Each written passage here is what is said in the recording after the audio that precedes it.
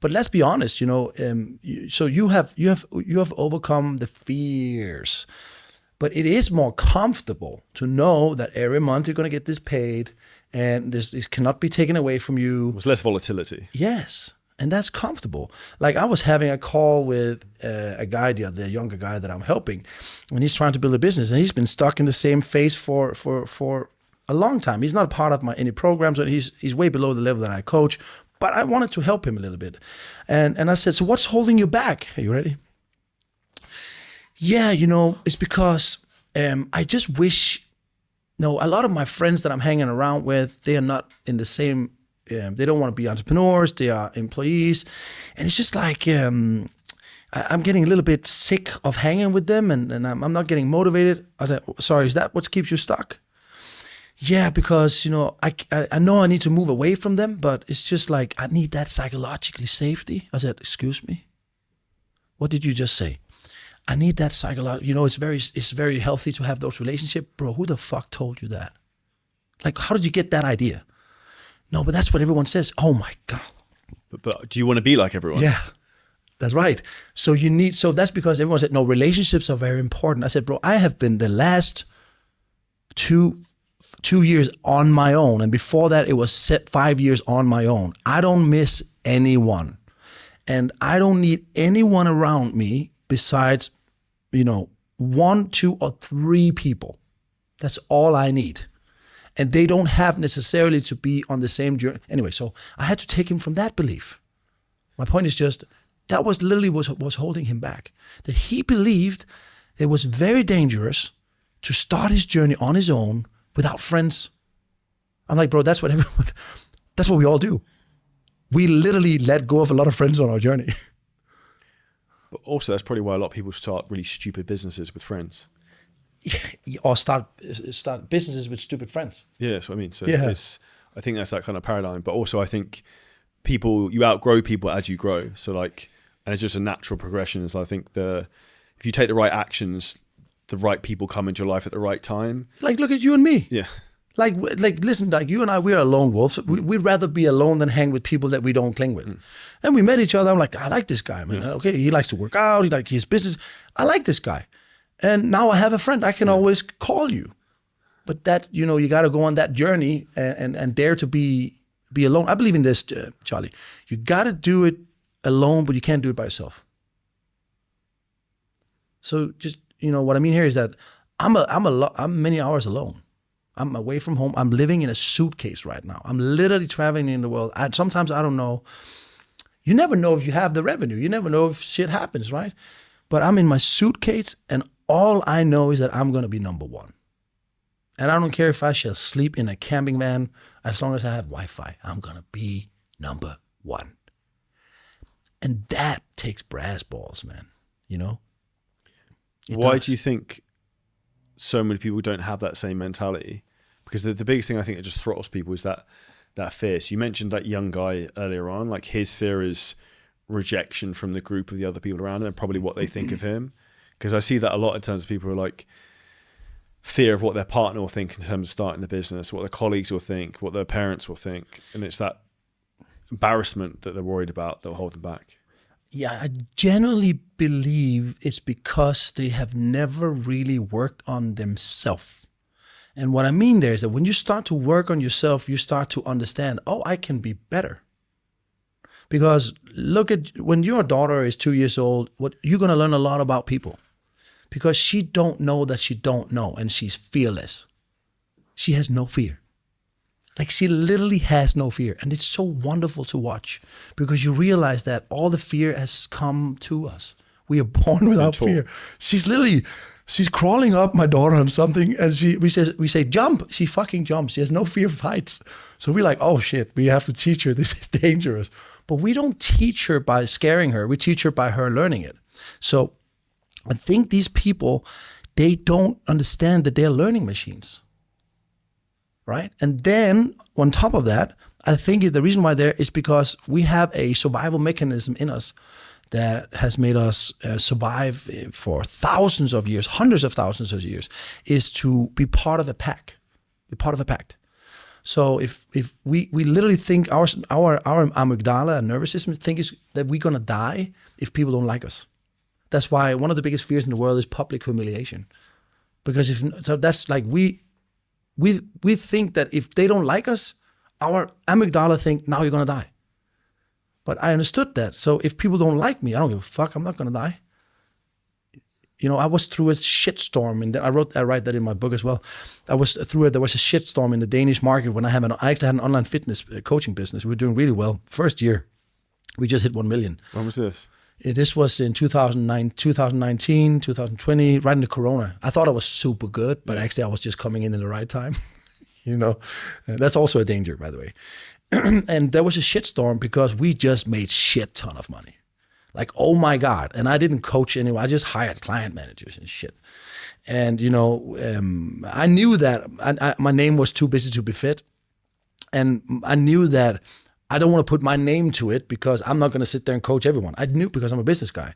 But because a lot of people copied my strategy in the business, they got caught. I'm not being coached by Charlie. It's a client manager. You never said that to anyone. And then a shitstorm came, and the trust in the market dumped. And what was the question? I lost it. You're talking about your fitness business in terms of there's a story with it in terms of dealing with. Yes, fear of me. Yes, that's right. Sorry, I lost it. Yeah, so in that shitstorm, we got lynched by 2 people who literally made an Instagram profile. And Denmark is a small market, it's a 5 million people market. They made an Instagram profile that grew to 40,000 followers. There's a lot in Denmark, 40,000 followers, and they call it bad online coaching. And they lynched us. They put up our name on the profile, and all the fucking average people in Denmark who has never done shit for themselves and sitting on a fucking shitty job. Hear how angry I am. And they just started, you know, saying, Microdor. And then there was a client testimonial of how bad Microdor has treated her and shit. And there was no name. It was anonymous. I was like, fuck. Well, first of all, I can't improve my business if I don't know who it is and I can go through the chat and see if that actually happened. And I can't verify if this is true. And why didn't she just write that on my Trustpilot? Like, what's going on? And then the next game and the next game. And people loved it. Yeah, these guys are bad. So I took them to court. Nobody in the industry. I called every one of the biggest coaches. Guys, you know, they're breaching the marketing law.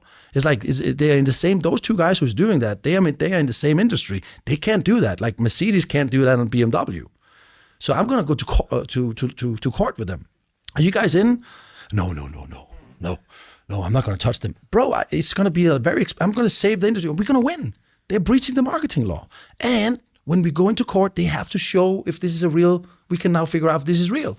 Nobody dared. So I had to do it on my own. I went from 900 clients a month to 150. I was bleeding money.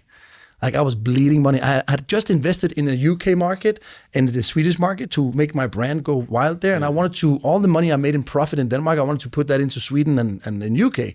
And now everything just went down, and I went to court, and it was so freaking expensive. In court, it comes out that the testimonials were so self-made to dramatize, make it dramatically. Yeah. So they lost the lawsuit. And I won the lawsuit. But what did I win? I just won my brand. I won my name because my business I lost. The trust on the market didn't give a shit. Even all the followers that were following them, they said, yeah, we lost the lawsuit. You can mobile pay us, which is a payment to pay for our losses because we're broke. We can't even pay the lawsuit. So in instances like that, in hindsight then, from your experience, do you think it's worth taking legal action in those scenarios? Well, here it was for me, for my name. There was my name on the line. And talk about, I was so afraid. Because there's a lot of times in business where you can have like just issues where you can take legal action against people, but it's whether it's worth it. Yeah, but here it was worth it because it was my entire name. Like I was an entrepreneur. I'm not a cheater. Like that was my integrity. I am not a cheater. I know by a fact I didn't do this shit. But my point with this story was a pretty long one, is at that time I was still sniffing coke, partying, living a double life. I was not who I pretended to be, this health guy. I would literally coach my client high as fuck. You know what I mean? So I was not, so everything that they called me, I kind of believed because I wasn't who I said I was. And at that point, I was so scared of other people's opinion about me. And there I felt it. I got anxiety attacks, and I was attacked every day from people saying stuff, even though what they said was not true. But because I was not true to myself, I was so afraid of their opinion. So I believe when you start to live in alignment, that's my point. When you live in alignment that you are who you say you are, the fear of people's opinion is going to disappear, because their opinion is nothing but an opinion when you know who you are. But then you got to live in alignment. You've obviously been in the coaching industry a while. What do you think people should look for in bad coaches?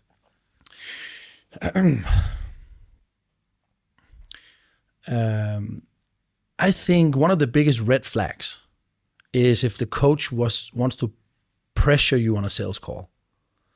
A good example, the sales guy that I hired that didn't. So I'm working with rich guys. They're not stupid because they're rich for a reason, right? And if they were like, they had to think about it. He was like, what do you have to think about? We also have this work guarantee, 30 days if you don't get blah, blah, blah, blah. He's trying to sell it to them. And if a coach is trying to sell it to you, I think that's a red flag. Then he's probably desperate. So every time I got one on the call, he said, I have to think about it. Yeah, bro, just think about it. I don't give a shit. It's your problem. You don't have to convince me about your problem. Even though I didn't have leads coming in. I'm not going to do that. That's a red flag. That's a guy who knows that his product on the other side is going to work. Mm-hmm. Right? And also, I think one of the things you should look for is he living what he's saying? Is he that healthy? But you can't really know that, right? You can't really know if this guy is living it, because sometimes when I was still high in the Saturday mornings, I would be posting some workout photos from my camera roll. You know what I mean? That wasn't that day. I was like, oh shit, man, they need to know that I'm in the gym. I just posted that. I was a pathetic idiot. So I don't know. What do you think, Charlie? Johnny? What do I call you? Johnny Bravo. That's where. Cool, John. Someone else called me that. One of our clients, Trevor, calls me the Jack James Bond because he likes making he's super American. He's from Texas. So I think the biggest thing I look for is, has the person done it themselves? Have they helped other people do it at a very high level? At that point, it's like, okay, well, this person could definitely fucking help me. Now, if you enjoyed this clip and you're a coach, creator, or a business owner and you want help in terms of how to scale your business using ads, AI, content, marketing, a lot of things we talk about on the show, then hit the link at the top line of our description in the YouTube video. You can book on a call with us and we'll walk through the whole process, audit your business, and show you where there's huge, huge opportunities for you to scale.